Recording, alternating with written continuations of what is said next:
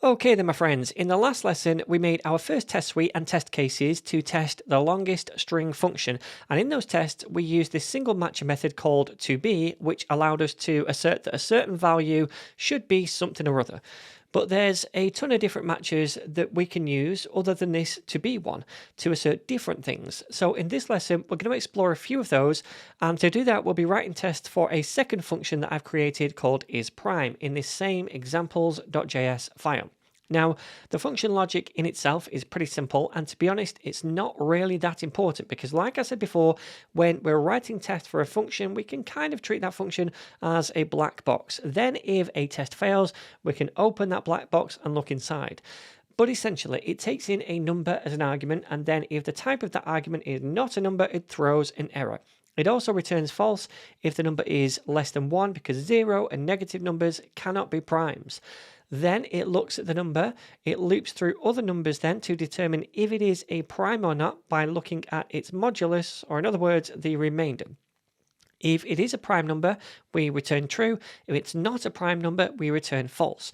Again, the function logic in itself is not really that important to us right now. We just want to test the expected behavior.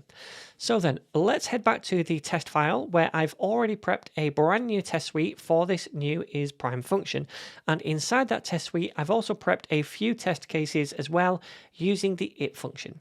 We've seen how to do all of this before, which is why I've written it all out ahead of time, so we can just focus now on writing the test logic for each one of these cases.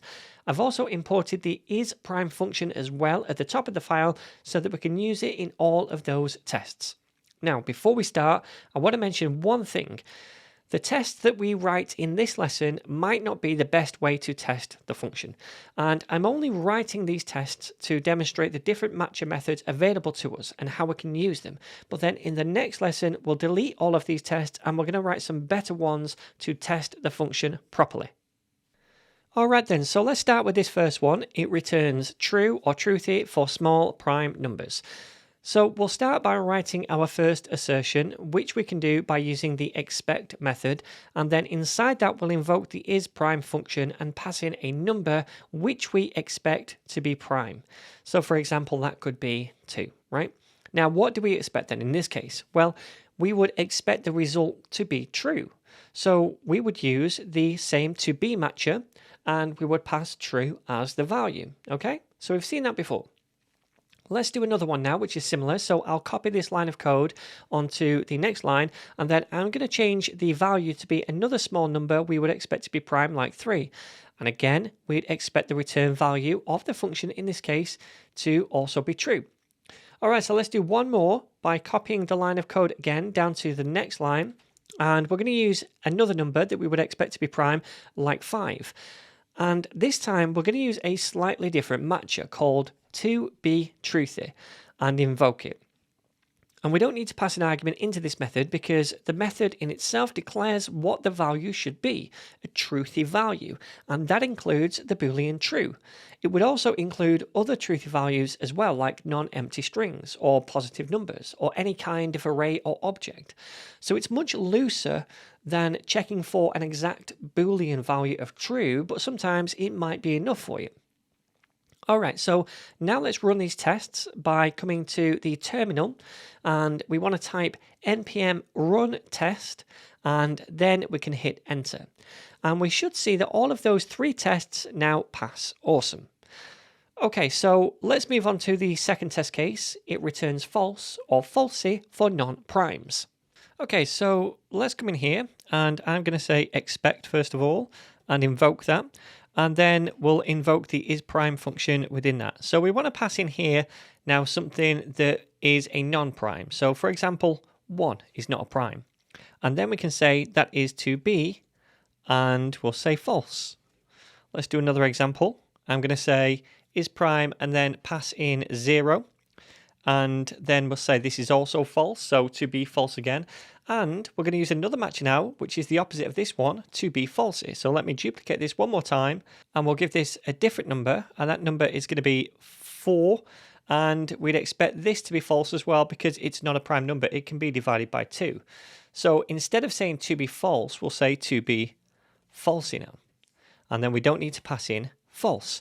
And again, this is much looser than checking for the Boolean value of false because it can be any falsy value. And falsy values include things like null, undefined, empty strings, zero, negative numbers, etc. But anyway, let's save this file now and make sure everything still passes. I'm going to open the terminal and we can see this one right here passes. Awesome. Okay then, so the next one is this. It matches results in an array using toEqual. And toEqual is just the matcher we'll be using. And I'll explain what it does in a moment. But first of all, let's do a little bit of test setup. So what I want to do is use the isPrime function on an array of numbers, one after the other. And then I want to map the return values of those numbers, true or false, to a new array. Then we can assert that that array of values should be like true, true, false, false, or whatever it might be. So let me just paste in this simple snippet of code to set this up, and it looks something like this. We make an array called numbers, which contains 4 numbers. Then we map that numbers array to a new array using the isPrime function to return those new mapped values, which are booleans. So this results array now should be an array of booleans, true or false, depending on whether those numbers were primes or not. And now we want to assert what this array should look like. So to do that, let's come down here and we're going to use the expect function again, and we're going to pass in the results array as the argument. Now you might be thinking, well, to test the array, we can just use the toBe matcher like this, and we can pass in the array as we expect it should be. In this case, that would be true for the first 2 positions because 2 and 3 are both prime numbers, right? And then for the third position, we'd expect false because 4 is not a prime number, then true again for the last number 5, which is a prime. So you might think that this should work, but if we open the terminal now and check the test results, then you'll see it fails. And that's because the toBe matcher checks for strict equality, which means it compares whether 2 values are exactly the same thing in memory. So that works fine for numbers, strings, and booleans, simple values, but not for objects and arrays or any kind of reference type. Even if 2 arrays look identical, they're still different references in memory. So toBe will always say they're not equal. So in those cases, we need to use a different matcher to check that the contents of the arrays or the objects are the same, not whether they're the same physical reference in memory. And one matcher we can use to do that is the isEqual matcher. So if we change this toBe matcher to be isEqual and then save the file, we should see then that the test passes. Alright, so let's move on to the next test case now, which is the one down here that says it detects primes in a filtered list. So again, I'm just going to paste in a little bit of setup code now, which looks like this. We've got an array of numbers, again this time 1 to 7 stored in this nums constant. Then we make a filtered list based on that initial one using the isPrime function to filter out any numbers which are not primes. So this primes constant now should just be an array of only the prime numbers from that original array, right? Alright, so now we need to make an assertion for that by using the expect function again. And we're going to pass in the primes constants. Now this time I want to show you a matcher called toContain, which we can use when we're checking something exists inside an array or inside a string. So this filtered array of primes should still contain 7, right? Because 7 is a prime number and it shouldn't have been filtered from the list. So let's use the toContain matcher and we're going to pass 7 in as the arguments. Once we've done that, we can save the file and we're going to take a look at the test results in the terminal and we should see that everything still passes. Alright, so let me just quickly do another example now, but this time we're going to check for a number's lack of presence in the primes array. So we'll say expect again and pass in the primes array again, but this time I want to tack on a modifier called not, and then we'll add on the toContain matcher. And this modifier now changes how the matcher works because now we're saying we expect this primes array not to contain a certain value. For example, we'd expect it not to contain the number 4 because 4 is not a prime number. So we'll pass that in. And this not modifier is something we can add before pretty much any other matcher in Vitest as well, like toBe or toEqual. Anyway, let's save this now and then we can check in the terminal that all the tests still pass, which they should do. Alright, so let's move on now to the next test case down here, which says it throws an error when passed a non-number. So if we go back to the function itself, you're going to see that the first thing we do inside that function is check if the argument passed in was actually a number. And if it's not a number, we throw this error with an error message that says input must be a number. So in the test now, we want to check that that works by passing something like a string as the argument to the function.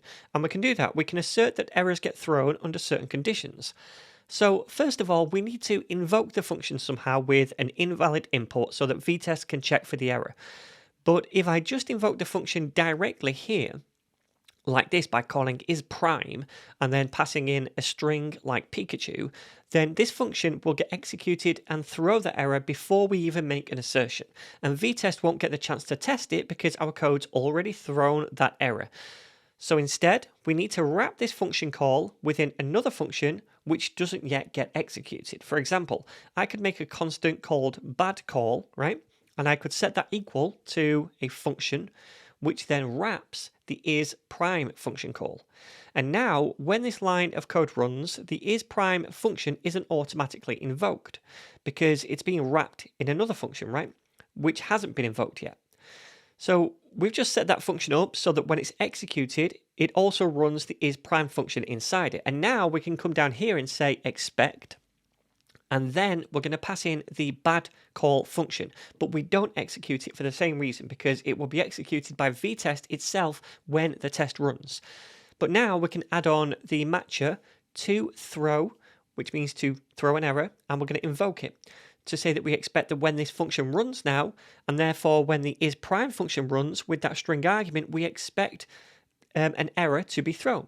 And if we save the file now and then open the terminal to see the test results, we should see that they all pass. But if we change the string value back to a number now, like 5, and save the file again, then we should see that this final test fails because the function now doesn't throw an error when this number gets passed into it as an argument. But we've asserted that it should do, right? So let's change that number back now to a string again, and then we can save the file and close down the terminal. So then we can also make this assertion more specific by saying exactly what the error message should be when the error gets thrown. And to show you this, I'm going to copy this assertion down onto the next line, and then inside the toThrow matcher, I'm going to paste in the error message that I expect this error to throw with, which is input must be a number.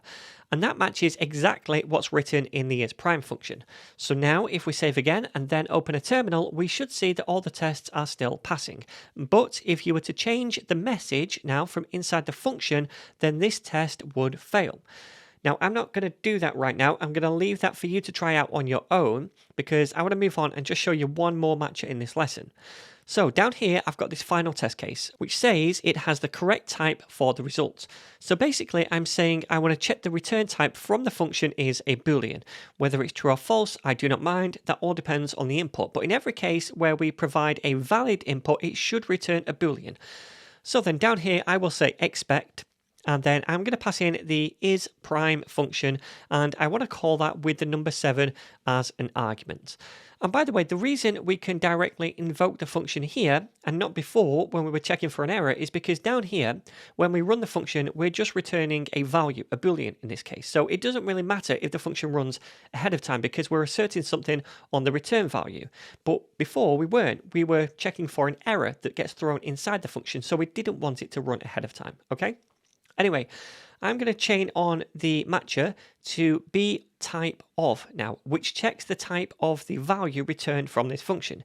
And I'm going to say that it should be a Boolean, either true or false. Doesn't really matter which one. And before we run this, I'll quickly show you another way we can check this. So down here, let me write another assertion where we expect, first of all, then I'm going to say type of before we invoke the isPrime function again. And this time we'll pass in another number for the input. It doesn't really matter which number. Now this time we're going to use the matcher to be again, and we're going to pass in the string value of Boolean. So these two things essentially do the same thing, just in a different order, I guess. In the first line, we assert something about the value returned. In the second line, we get the return type first, then we assert something about that. Anyway, if we save the file now and open up the terminal, then fingers crossed, we should see that all the tests are still passing. So then, my friends, there's a few different matcher methods that we can use in Vitest to match against different values, and I'm sure we're going to see more of them as we move on as well.